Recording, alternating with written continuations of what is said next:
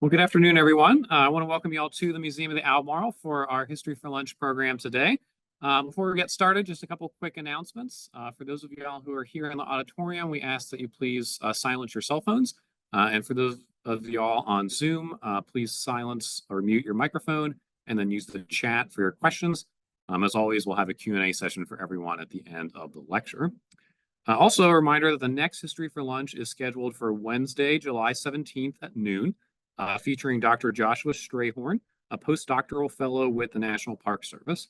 So he will discuss the legacies of freedom seekers in North Carolina by highlighting how enslaved people used the strategies they developed during slavery to advocate for themselves in the Civil War and beyond. He will highlight how enslaved people's knowledge of the environment in Eastern North Carolina helped them to evade capture, negotiate their labor, and create freedom for themselves. So we hope that you all will join us for Dr. Strayhorn's presentation on the 17th. Now today we welcome David Bennett. He's a curator of maritime history with the North Carolina Maritime Museums. He will explore the development of shad and herring fisheries in the Albemarle Sound, which were once one of the largest commercial fisheries in the state. So please join us in welcoming Mr. Bennett. Thank you. Hi, well, thank you all for having me. It's great to be here to share some history with y'all today. It's one of my favorite topics, the history of the Albemarle, and more specifically, the fisheries of the Albemarle. It's something I've been spending the last 5 years working on, multiple presentations on these topics, but this one's for the broadest one that I wanted to share with y'all today, so y'all could get a sense of the size of it. So I think a lot of y'all in the audience are from the local area. So you all know the area I'm talking about, the Albemarle Sound, as well as its tributaries, the rivers and creeks that feed into it, like the Chowan and the Roanoke and the Alligator Rivers. That's sort of the bodies of water that I'm going to be discussing in this lecture. And so what we're going to be talking about are two anadromous types of fish, the shad and the river herring, which were very popular food fish dating back to the colonial period all the way through the 20th century. So we have our herring. And so anadromous fish, that basically means that these fish spend the majority of their lives in the ocean, and then they venture into fresher waters of like the Albemarle Sound and its tributaries to breed and spawn once a year. And so that's when these fisheries were going on. Typically, the March through May period is when these fisheries were taking place. And so we're going to start off briefly with the colonial period. There's this great quote here from very early on in the 18th century. Herrings in March leave the salt waters and run up the rivers and shallow streams of fresh water in such prodigious shoals that people catch them on shore with shovels. So not even bothering to catch them in nets at this point. They're just literally shoveling them out of rivers like the Marin River and the Roanoke, and bringing them onto shore that way. And some of the earliest commercial fishing families that we know about, and I believe there are many more, you have the Campbell and the Brown Rig families. The Campbells were in Bertie County, the Lazy Hill Plantation, and the Brown Rigs were on Wingfield Plantation. And those are two of some of the larger fisheries that we know of, and they're both on the Chowan River. There were other smaller fisheries that existed in this early period on the Marin River as well. I have yet to figure out who those people are and who those families are, but one day I think hopefully I will find those families on the Marin. Those were very early ones. And then so there are some descriptions of the brown rig fishery. We have this one famous French traveler who wrote about it. He said, "This evening went to see the heron fishery. In an hour's time, they catched about 100 barrels with quantity of rock white perch and several other sorts." There are many other descriptions of the brown rig fishery. There's actually papers from the brown rig family at UNC Chapel Hill in East Carolina University that go into the fishery. But early on, the fishing tended to focus on the rivers and not the sound. That's because the rivers tended to be safer. The sound was rougher waters. People were more hesitant to venture out into the sound. And so things like the alligator, the chowan, the pasquotank, the perquimans, roanoke, scuppernong, yoakum, etc. That's what people were primarily fishing on at the time. And that fish was being exported out of Edenton in relatively large quantities. They're going out to other North American colonies, but also a lot of it's going to the West Indies. And we know it's going to these places because of the colonial port records for Edenton still exist, and not in their entirety, but there's large chunks that still exist for Port Roanoke. So moving on from the 18th century and through that kind of federal period and into the antebellum period. So this is when they start to really sort of solidify the fishing season for shad and herring. And for that March to May period is when a lot of it's going on. They codify it in law, the state legislature does. And it becomes so it was an important food source in the colonial period in the 18th century, but it became an even bigger food source, particularly as slave plantations expanded. They're an excellent food source, high in protein. That are used to feed the enslaved population, but everyone is consuming this food. Really, it's the most egalitarian type of food that exists in this region of the state. It's also being used in fertilizer. Anything that's not being consumed for food is being put out in the fields to be used as fertilizer. The offal, any of the guts and entrails as well. From after they clean the fish, it's all getting put out into the fields. And so by the late 1840s, these fisheries have ventured out into the sounds in significant numbers. There's about 25, which might not sound like a lot, but it is. Now, the earliest one to venture out into the sound was owned by Joseph Skinner, and it was at Eden House, which is actually at the mouth of the Chowan.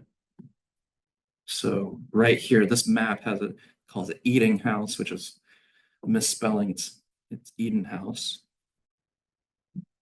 And you can see there's other fisheries. This map's actually from the 1860s. But then Sandy Point is developed in 1814, and this is really the first real big fishery that gets established on the Albemarle Sound, kind of where the bridge that crosses the Albemarle Sound from Washington County to Chowan County, where it lands in Chowan County. That's roughly where that fishery was located. There's also heavy activity on the rivers, and at times the rivers were more profitable than the Sound. Every foothold from the mouth of the Roanoke to Plymouth, where a seine could be hauled, was seized upon and occupied by a seine. Immense quantities of fish were taken for 2 or 3 years by these seines at a profit double that of the Sound fisheries, and that's for that sort of late teens period. Now, there's a lot of gillnet fishing that's taking place for shad and herring as well. It's not nearly discussed in the sources from the period. Don't know why exactly. It's generally a poorer class of fishermen that's operating the gill nets. And they tend to be, whenever they're discussed in the historical sources, it's in a very negative connotation. They tend to blame overfishing on the gill net fishermen and not the seine fishermen.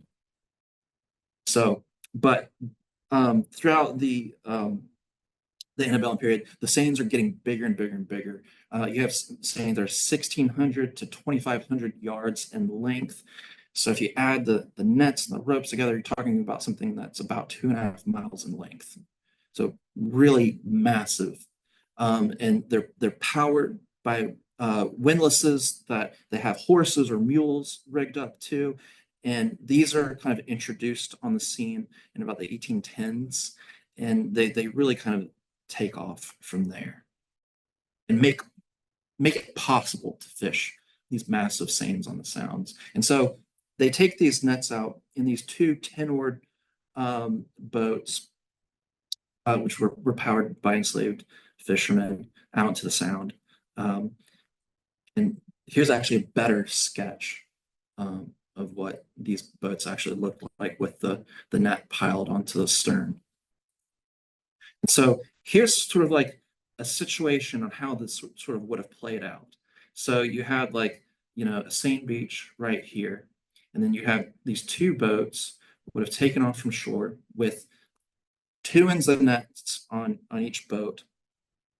And they would have gone out into a point in the sound called the center bush. And that's literally what they've done is they've taken a piling, they've sunk it into the sound. And at the top of the piling, they've tied a bush to the top so they can see this post. This is where they're going to start to pay out their seine. So that they can see it from shore clearly. At night, they're going to hang a lantern from it so they can see it in the dark. Then what will happen is you have the land end boat, which is the most westward boat, will then start to head back to shore, paying out the seine as they head back to shore. Then you have the sea end boat, which is the most, which is headed off toward the east, towards where the sea is. It'll go parallel to the beach. And then you have the shad and the herring. They're going to be swimming into this land end boat with the land end net. And then the sea end boat will sweep around and pay out their net. And so the shad and herring will be completely encircled, and they'll start to haul in the seine. And this is what the net looks like when it's hauled up on shore at the fishery and when they've landed the net. And you'll notice here they have these boards here, this sort of, it's a trap door sort of thing, and it's down while they're hauling in the net. And then once the net's completely landed, they pop this door back up to prevent the fish from rolling out or flopping back into the water. And so for these fisheries, now for this figure is usually, it's more like an 1850s figure. It's roughly $12,000 to $15,000 capital investment for one of these fisheries, which is an incredible amount of money. It's really expensive for an operation that's only going to be operating a few months out of the year. So there's a lot of risk and there's a lot of potential reward with these fisheries. So who worked at the fisheries? It's predominantly free and enslaved men, women, and children. So that's predominantly who's there. There might only be a few white people out on the beach, and these tend to be a couple. You might have a couple of overseers, one overseer for the fishing operation, for the net operation that's going on out in the sound, one overseer for the processing of the fish. And then you might also have a house where they have a bookkeeper who's keeping track of everything. The owner of the fishery may or may not be on site. Some owners were very invested in the day-to-day operations of their fisheries. Some were not. Some were completely absentee. Some of them didn't even live in the region. Some lived in Virginia. Some lived even in the interior of the state in Piedmont. So You have a pen that's I kind can of use to write the down. situation that you have. Now, I'll right back. Thank there's you. Thank you, some sir. of these fisheries have large numbers of enslaved peoples working at them. However, there's also, at some of these fisheries, there's also a lot of free people of color. And some of these fisheries tried to recruit and preferred as many free people of color as they could get to work at these fisheries. And the reason for that is because these fisheries are part of other plantations. There's other agricultural operations that are going on.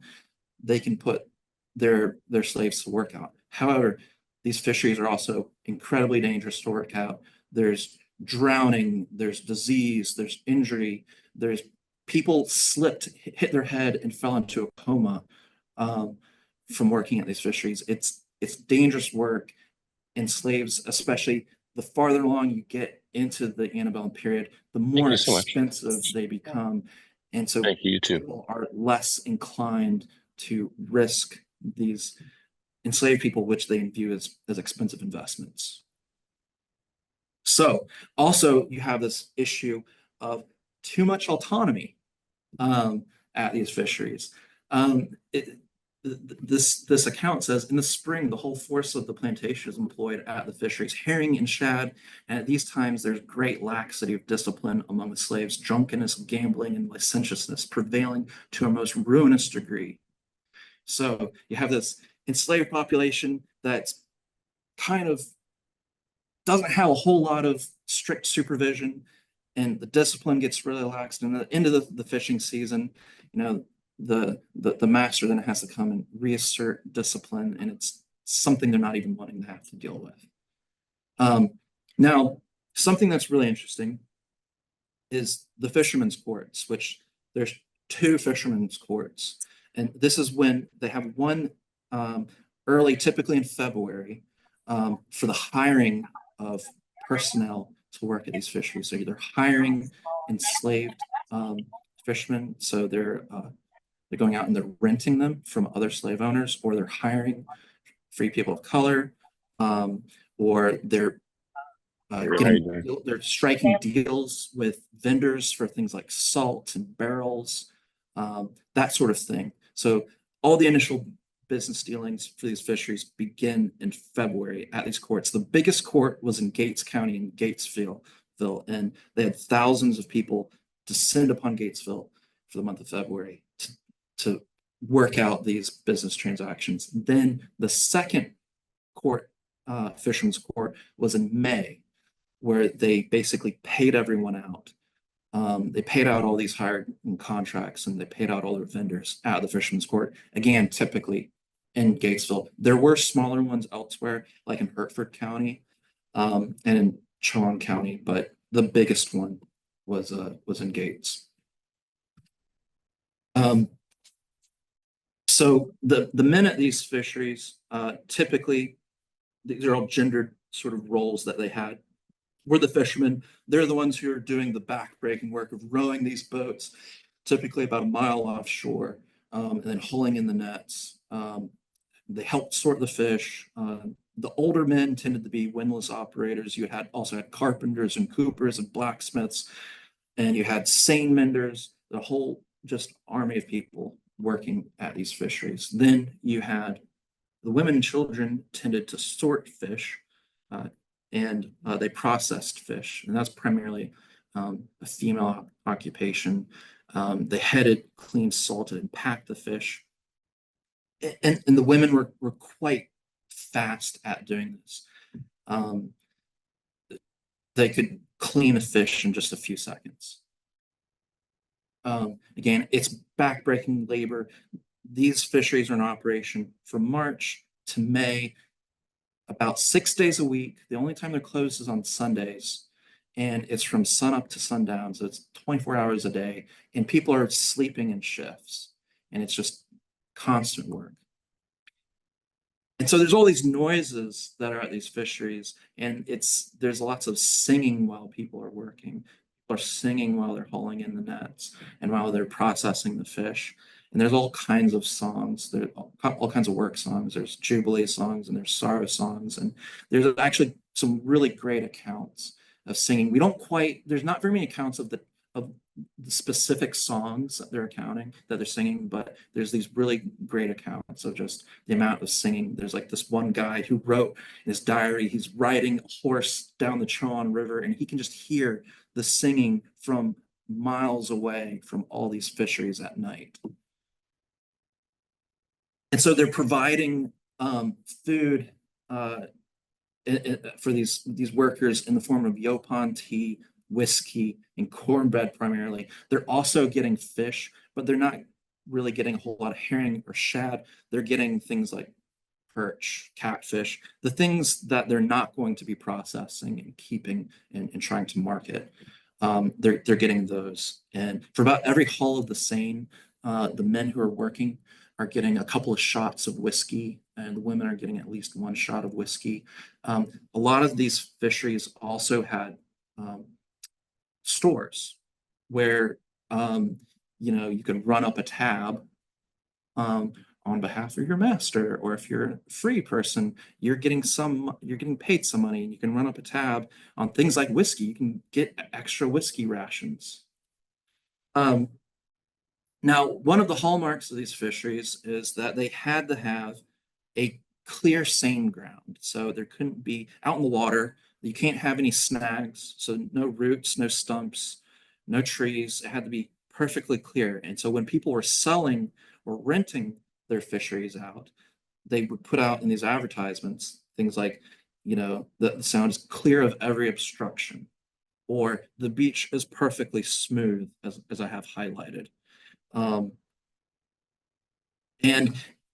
if you notice, if you've been out, on the water or on the shoreline of the Albemarle or any of its rivers, there's tons of cypress and juniper swamps out there, and there's trees everywhere. There's not very many naturally occurring beaches in the Albemarle. These fisheries, their beaches, which are hundreds of yards long, had to be all cleared by hand. And so the way they did that was they had enslaved divers that went out into the water, swam down, dug holes under cypress trees, and packed explosives underneath those trees, and they would detonate those explosives to pull them up. And they had windlasses and winches and all crowbars and all kinds of things to just work and get these trees and their root systems up. There's one fishery owner who lamented, writing to a friend, that he couldn't bear to go down to his fishery at the beginning of the fishing season, because every time he did, no matter how much preparation they did to clear that beach every season, they would always have at least one snag that would tear the net. Because there's other things, there's a lot of debris that's filling these seine grounds, because you have these freshettes from like the Roanoke or the Chowan that's pushing all these like fallen trees and stuff downriver and just filling up these seine grounds. There's one instance where there's a seine ground that had over 2,000 snags. But anyways, so the first time a U.S. census actually started to keep track of fisheries operations was at the 1840 census. And so they recorded that there was nearly $200,000 in capital invested in the fisheries of the Albemarle Sound and its tributaries. And there's nearly 1,500 men that were working, no idea how many women, and that over 63,000 barrels of shad and herring had been produced that year. By 1850, there's more detail that's entering into the census. And so by that time, there's, over 146 $1,000 in capital, over 1,500 men, and more fish is being produced. And there's 54 fisheries, by the way. And then there's a Senate report in 1852 that says there's about 70 fisheries that are working in this region. And the 1860 census says there's 13. And so there's a real steady, rapid decline in these fisheries over these just a few decades. And so what happened to all the fisheries in this late antebellum period? Well, Edmund Ruffin, who was in this region in the late 1850s, wrote, since so many fisheries have been established, the products and profits of each one has in latter years been greatly diminished. So there's more fisheries than there are really fish to go around and make them profitable. Then there's also a report in 1857. The North Carolina fisheries for 1857 have proved a disastrous failure, and several proprietors are selling their beaches at auction. The immense destruction of the ova, or the eggs, of the shad and herring by being carried into the field as fertilizers of the soil has doubtless been the main cause of the failing of the run of our fish. So they're catching and destroying more fish than are being able to reproduce, essentially. So we're running into an overfishing problem, potentially. Then you have the Civil War hits, and the fisheries of the Albemarle region, or disrupted for those years. Early on, the Union comes into the northeastern part of the state, and they sought to prevent Confederate forces from getting their hands on fish. So they were confiscating seines and boats, and they were burning fisheries. And some of these fishery owners were actually imprisoned. A good example is Blunt Griffin, who I think he's either from Washington or Martin counties, I can't remember which, but he was imprisoned for basically being a secessionist. And the federal authorities said, we don't really have any good reason for him to be in jail, but they said, just keep him in jail to send a political message out to people to keep everyone in line. Then, in order for these fisheries to recommence under federal occupation, people had to give an oath of allegiance to the United States government, which the majority of these fishery owners were secessionists and did not do that. Then there were limitations that federal authorities placed on fishing during this period. For instance, you couldn't stockpile more than 10 barrels of fish per household, and no more than 100 barrels of fish could exist within a 7-mile radius in any one place. And the reason for that was because there wasn't, for places like Chelan County, there wasn't continuous federal occupation. And so they're worried that as soon as, the federal troops moved out, then the Confederate troops or Confederate guerrillas would move in and start to grab what food that they could get their hands on to supply Confederate forces. And that's why those rules were put in place. So we have the Battle of Plymouth in April 1864, where Confederate forces seized the town of Plymouth. And one of the goals of that battle was something that people don't really talk about, was for Confederate forces to reopen the fisheries of the Albemarle Sound to supply Confederate forces with fish. That never really wound up happening because you have the Battle of the Albemarle Sound, or the Battle of Bachelor's Bay, where the Union Navy is able to retain control of the Albemarle Sound and deny Confederate forces the use of those waters. Now, the fallout from the Civil War on the southern shore of the Albemarle is pretty devastating. Washington and Terrell counties had huge sound fisheries. Those fisheries were destroyed and never really came back. They were really kind of replaced by gill nets, eventually pound nets and fyke nets. But the big seines never really came back. They did on the rivers, but not on the Sound. There was a silver lining to all this, and what that was that you had this overfishing that put a strain on the shad and herring fishery of the late Albemarle, or the late antebellum period in the Albemarle. Then there's hardly any fishing what happened during the Civil War, and so those fish populations were able to bounce back. So then we move into the Reconstruction in the New South era. And that's when you have the sort of industrialization of this fishery starts to take off. So 1869, there's a patent that's filed to basically have steam-powered windlasses to haul in these seines. So instead of having, windlasses where you have a horse or a mule tied up to it that's pulling in these huge nets, you have a steam engine that's now powering these windlasses. So you can have even bigger seines than you had prior to the Civil War. Now, for a long time, I thought this was a unique patent, that this was something new, but it actually wasn't.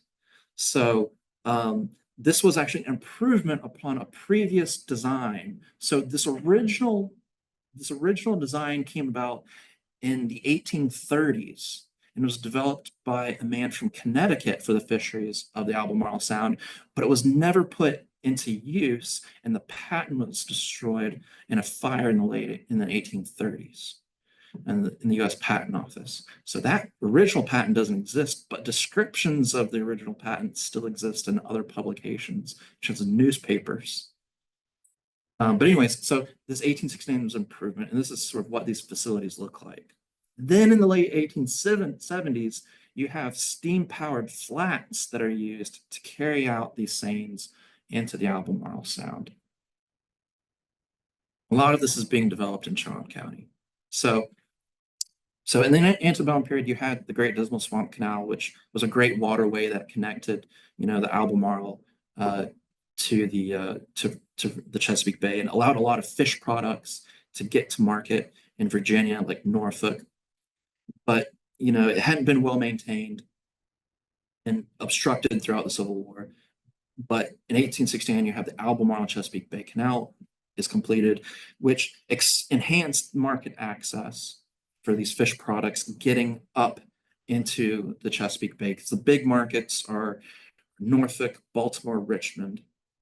Then in 1881, Edenton gets the railroad, and then things really take off because then that market expands. Fish are now going to New York City and Philadelphia, and they're going up into Chicago even. So the market for these products gets even bigger. And you have a true industrialization of the fishery by the 1880s, and it's dominated by just a handful of families. To name a few of these families would be like the Capeharts in Bertie County, or the Wood family in Chon County. And so I'm briefly just going to run through this fishing seine process again, because it's a little bit slightly different because the seines are bigger and we actually have better photos and illustrations. But this is men, hauling in one of these massive seines with all this fish. And then they have these bigger warps, which are just big ropes that are attached to these seines. And they're using Russian hemp. They're using the same ropes that the Russian Navy is using to haul in these seines. And they're still using just two boats. There's two steam flats. This is them. So they have the net between the two, and they're both getting ready to go out. So a little bit different when they go out. You have one that's moving forward, and there's another one moving in reverse. And they're both going out to the center bush. And then this is actually an illustration of what the center bush looks like, that piling with a bush tied to the top of it. And so basically it's the same process that I described later, but it's done under steam power. And the big difference with steam power is that things are happening a lot faster. So when they're just had these big rowing galleys that they're using before, they're only able to haul the seine maybe at best 4 times a day. Under steam power, they're doing it 8 times a day. So twice the volume.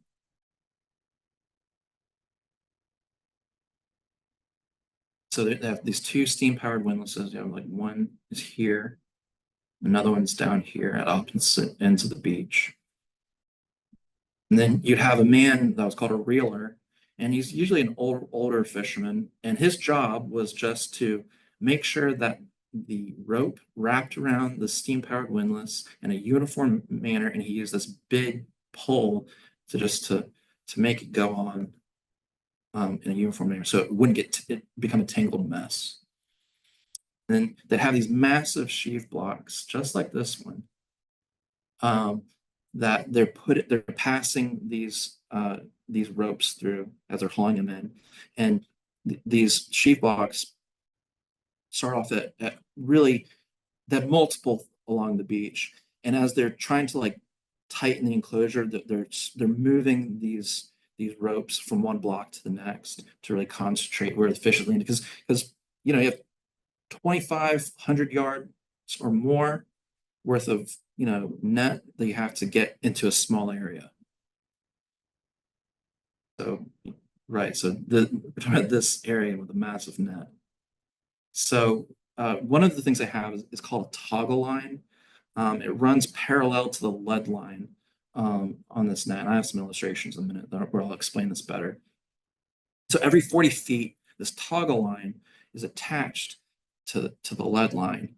And as the net is being landed, or getting close to the beach, they're untying one toggle at each end, one at a time, so they can reduce the strain on the wings of the net and really focus the strain of the rope on the middle of the net.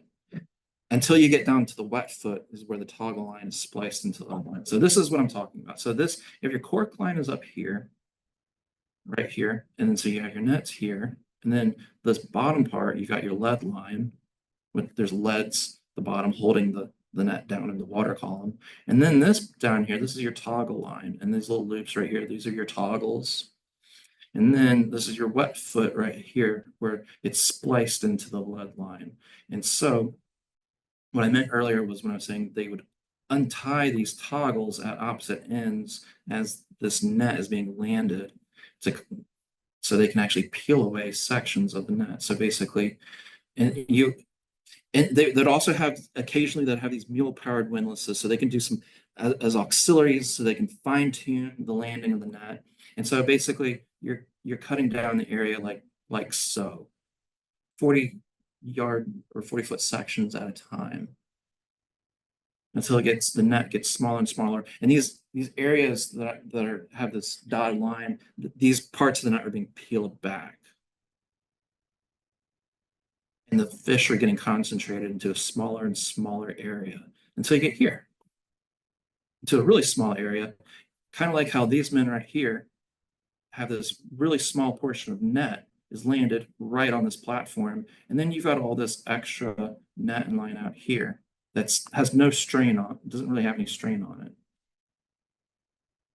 And then same image that I kind of had before, they're landing it, fish, processing, beginning.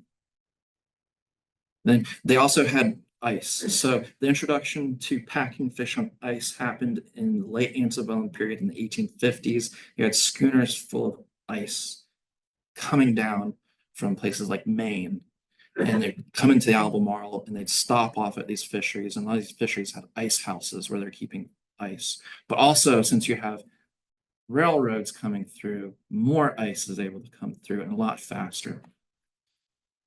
And so there's just more pictures from these fisheries.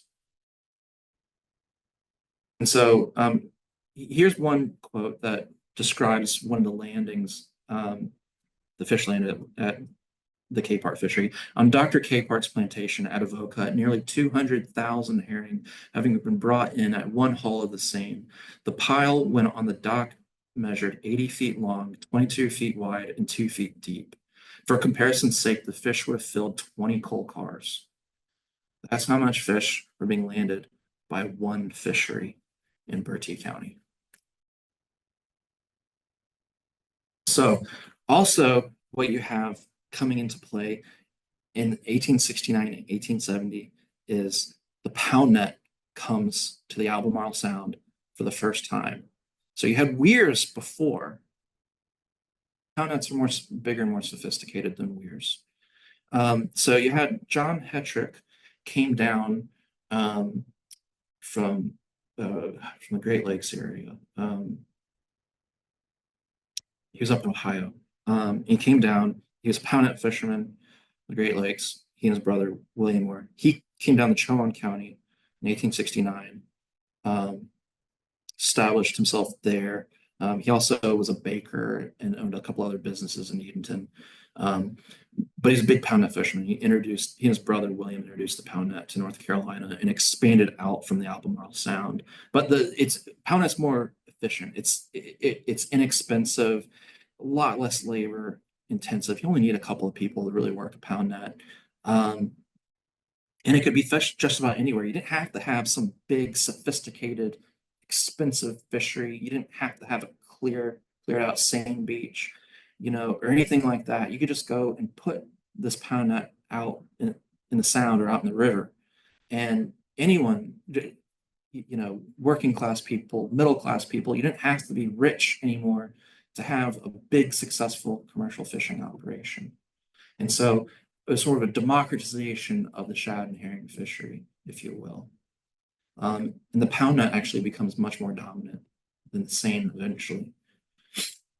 So, as I mentioned, greater economic, broader economic classes have access to this form of fishing. However, the same fishermen are trying to fight the pound net in North Carolina, and there's lawsuits and there's laws passed to protect the same fisheries, and it's very politically contentious item. Every time there's an election coming around, there's a big fight about they called Dutch nets at the time because there's sort of Pennsylvania Dutch heritage um, of the guys who brought it down to North Carolina. But you have the Weekly Economist here in Elizabeth City wrote about the pound net controversy in 1878. Right, writing, there has been considerable feeling against Dutch nets or pound nets because they break down the monopoly of fishing. Fished with 1/5 the expense, they can afford to reduce the price of fish and bring them within the reach of all persons. So during this, following the introduction of the pound net, the price of herring fell from $5 per thousand fish to $2.50 per thousand fish because so much more fish were being caught and they're flooding the market. And in the 1890s, the Albemarle Sound seine fisheries really went into steady decline because they just couldn't compete financially with these pound nets. And many of these wealthy planters who own these big fisheries, they converted to pound net fishing and gill net fishing. Many of them sold off their fisheries or just discontinued them. Or instead of having seines, they put pound nets off their old fisheries. The pound nets became so big by the turn of the century that it caused a real overfishing problem in North Carolina. And the state legislature had to step in with a law in 1905 called the Van Law, which basically marked off areas in Croton and Roanoke Sound, as well as in the Albemarle Sound, where you could not have a pound net because you had to keep the channels open for the fish to get in through the inlets, in through Croton Sound, and into the Albemarle. And so they marked off these areas here where you couldn't have any pound nets. And they also, this law also applied to the rivers as well. So here's the Chowan right here, and they marked a channel where you could not have pound nets within the channel.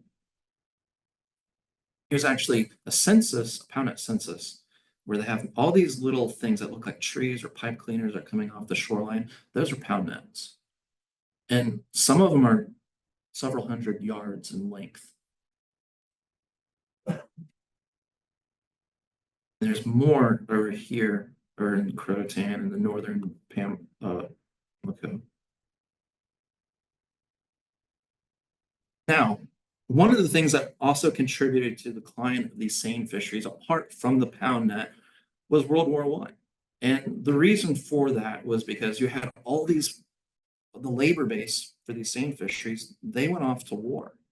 And while they're off at war, there's no one to maintain all these steam flats. There's no one to maintain the fisheries. And so things just gradually decline, and these boats rot and they fall apart, and they abandon a lot of these steam flats, and they're never to return after World War I. And so the final days of the seine on the Albemarle Sound was in the 1920s and in the 1930s. The Great Depression basically killed off the last seine fishery that was on the Sound. The last seine fishery on the Sound was in Bertie County by the Capehart family. And actually, they rented out their fishery to few other people's, but anyways, is on that property where Avoca Plantation was. But anyways, the seining continued on the rivers like the Roanoke and the Chowan and the Marin for many, many years. Even going in, I think the last seine fishery ended on the Marin in the early 21st century, early 2000s. But this is what they look like on the river. Very similar to the operation on the Sound, just smaller scale. Man-powered windlass. And instead of having a beach, a lot of them just have wooden platforms that extended out into the river where they're landing their fish.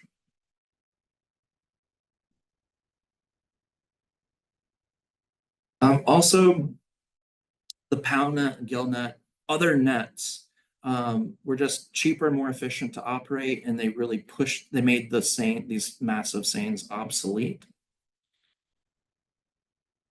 Also, the fisheries ran into problems. There was problems prior to the Civil War, and then as early as the 1870s, they started to feel the strain on the fish populations with overfishing, which just got worse, and water quality problems got worse as well. You had eventually industrial waste winds up going into the rivers. Agricultural runoff is a really big one, and not even necessarily chemicals. I'm just talking about sediment getting into the rivers, because the shad were skittish when it came to cloudy water, and they hit this muddy water and they turn back. And then there's dams that also impeded fish moving upstream. There's all kinds of problems. And also enhanced regulation of the fishery as well brought it to an end. There's so many different factors. But eventually you have the diminished fish populations, and the state just puts a ban on the fishery, on the commercial fishery as well. And so that's all I have for this presentation. Are there any questions that y'all have? Yes, sir. Curious, I recognize you're focusing on the fisheries, but we have the shad boat hanging out there. Mhm. Could you just sort of talk about briefly what role that George Washington's Reefs boat design played in shad fishing? Right. So the question, in case y'all couldn't hear, was about the role of the North Carolina shad boat with this whole fishery. And so the shad boat was developed, I believe, in the late 1870s by George Washington Reef on Roanoke Island. And that boat was primarily used for gill net and pound net fishing. I actually have a whole nother presentation on the watercraft of this fishery, going to each individual one. That one's actually on YouTube. But yes, it is significant. It is called the shad boat because that's primarily what they're catching. Boats primarily being used from the Albemarle, particularly the west or the eastern Albemarle, say from Terrell County on eastward, all the way down to about Ocracoke Inlet, things about as far south as you see it. So definitely down in the Pamlico Sound. But predominantly they're using it for pound nets and gill nets, not these large seines, which is mainly the cornerstone of this presentation. Does that answer here? I've done a whole presentation on just the shad boat alone. It's a huge topic, very important to the history of the state. Yes, sir. So you had a slide a while back about one of the hulls on the seines, and it was like 200,000. Yes. In one hull, and you said usually there would be 8 of those a day. Right. So what, 1.6 million herring. Yes. In one fishery a day. Yes. And so I'm just wondering, with the pound nets, what would be a haul? Like, was it just there were so many more pound nets, even though because there was no way they were hauling that many fish? Right. So what would like a pound net haul be? I haven't done as much.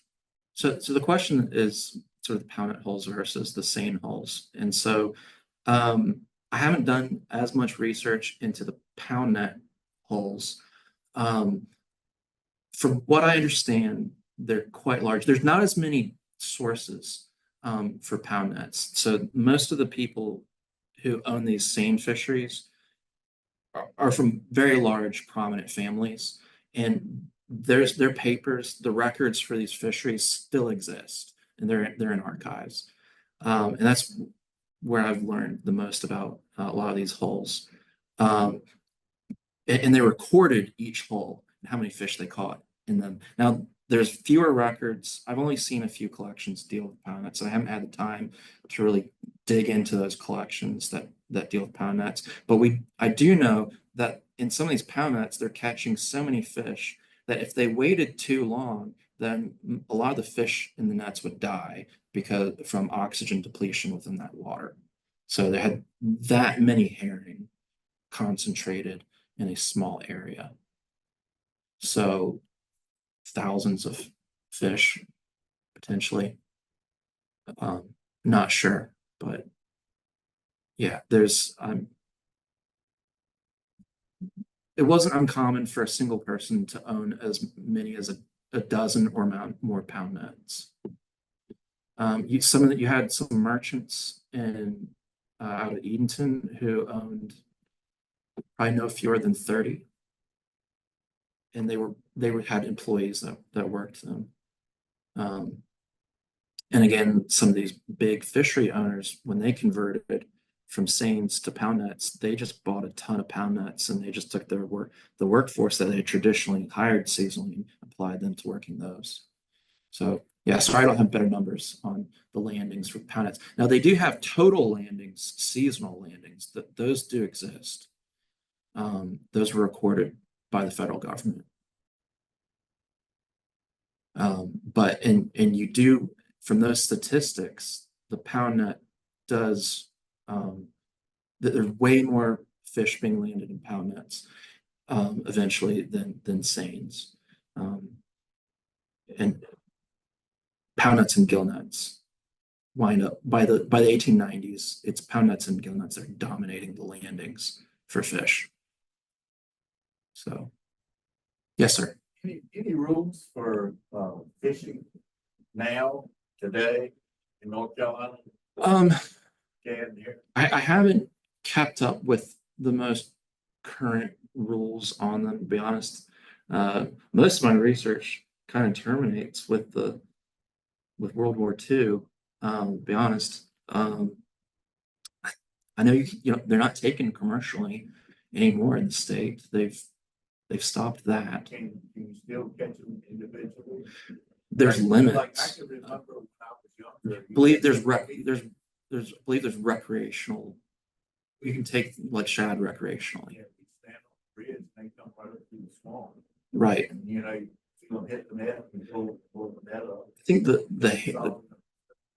the commercial herring fishery went out in the early 2000s. When I think was the Perry Wynn fishery went out in Shawn County. I can't remember, but it was a big pound net fishery that they had. So, and one of the problems that they ran into with herring and shad being overfished wasn't necessarily alone from just the inshore fisheries. There is an offshore fishery as well. For a long time, it became a real problem in the 1970s, where you had big fishing trawlers from other countries, for instance, Russia, sitting off the North Carolina coast and just scooping in massive amounts of herring and processing them on board. So, so it wasn't just the inshore fisheries that really had issues. Is there any other questions? Yes, sir.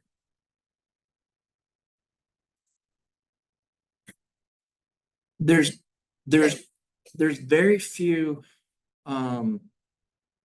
references to the types of songs that are sung. There is one surviving oral history where he gives a few examples of the types of songs. A lot of them were spirituals. There's also some songs that have more of a established maritime history, of the sort of Atlantic maritime history amongst sailors. And then in terms of other period sources from the antebellum period, there is some journals. I forget the name. I think the last name is Valentine. He was a lawyer out of Hertford County, and he traveled up and down the Chowan River. And he spent a lot of time visiting his friends who owned fisheries. And he wrote extensively of just hearing people singing and laughing and joking and just the buzz and the energy about those fisheries. And so those are really the only two sources that I have that talk about it. There are some people, some travel diarists that also talk about singing taking place and being quite loud, but they don't go into the specifics of the songs that are being sung. There's other studies on work songs that touch on enslaved watermen and the types of songs they're singing, but the studies focus on other states than North Carolina, like South Carolina, the Caribbean, Chesapeake Bay. And those studies actually have more detail, but you could probably extrapolate from those studies to say it's probably a very similar thing going on in North Carolina. So, yes, sir.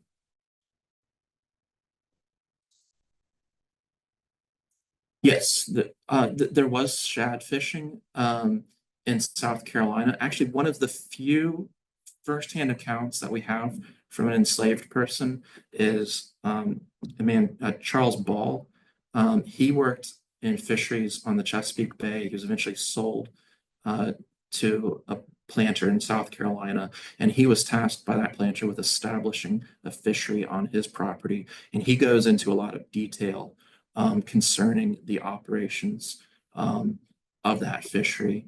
And it's actually it's a really interesting account. Charles Ball, you can look that up. You can find that online, that account. But yeah, there's other places, the Chesapeake Bay, and the rivers, like James River, the Potomac River, they had a really big fisheries as well. George Washington, he owned a huge fishery on the Potomac. So there's other shad and herring fisheries along the Atlantic coast. But North Carolina was sort of ideally located because it was so the migration of shad and herring goes from south to north. And so North Carolina was kind of in a sweet spot on the coast, particularly prior to when sort of refrigeration and ice is really introduced. So South Carolina is too far away from the big markets that are farther north, but North Carolina was just close enough, and the fish would hit North Carolina before they hit the Chesapeake Bay. So there's a couple of months window where there's big profit opportunities where fish are coming into North Carolina before they're coming in to the Chesapeake Bay and hitting those fisheries on the Chesapeake Bay. So North Carolinians can get their fish on the market in Norfolk, Richmond, Petersburg, Baltimore before the Virginians can. And you have similar situations with like the crab fishery as well. So, but anyways, any other questions? Okay, well, thank you all for having me. I really appreciate it.